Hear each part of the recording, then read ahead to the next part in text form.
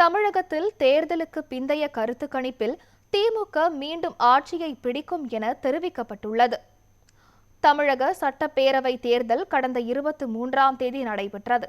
இதில் திமுக கூட்டணி, என்டிஏ கூட்டணி, தமிழக வெற்றிக் கழகம், நாம் தமிழர் உள்ளிட்ட கட்சிகள் இடையே போட்டி நிலவியது. சுமார் 85% வாக்குகள் பதிவான நிலையில் வருகிற 4ஆம் தேதி தேர்தல் முடிவுகள் வெளியாக உள்ளன. இந்நிலையில் தேர்தலுக்கு பிந்தைய கருத்து கணிப்பு வெளியாகியுள்ளது. என்டிடிவி வெளியிட்டுள்ள கருத்து கணிப்பில் திமுகவுக்கு 125 முதல் 145 இடங்கள் வரையும், அதிமுக 65 முதல் 80 இடங்கள் வரையும், தவேகாவுக்கு 18 முதல் 24 இடங்கள் வரையும் கிடைக்கும் எனவும் தெரிவிக்கப்பட்டுள்ளது.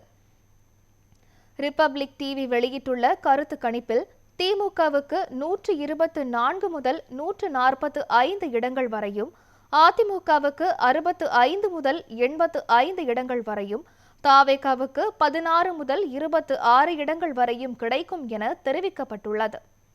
திமுகவுக்கு 75 முதல் 95 இடங்கள் வரையும், அதிமுகவுக்கு 128 முதல் 147 இடங்கள் வரையும், தவேகாவுக்கு 8 முதல் 15 இடங்கள் வரையும் கிடைக்கும் என டைம்ஸ் நவ் கூறியுள்ளது.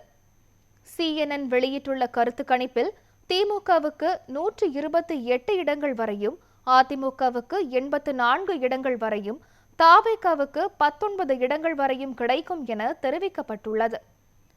ஆக்சிஸ் மை இந்தியா வெளியிட்டுள்ள கருத்து கணிப்பில் திமுகவுக்கு 92 முதல் 110 இடங்கள் வரையும், அதிமுகவுக்கு 22 முதல் 32 இடங்கள் வரையும், தவேகாவுக்கு 98 முதல் 120 இடங்கள் வரையும் கிடைக்கும் எனவும் தெரிவிக்கப்பட்டுள்ளது.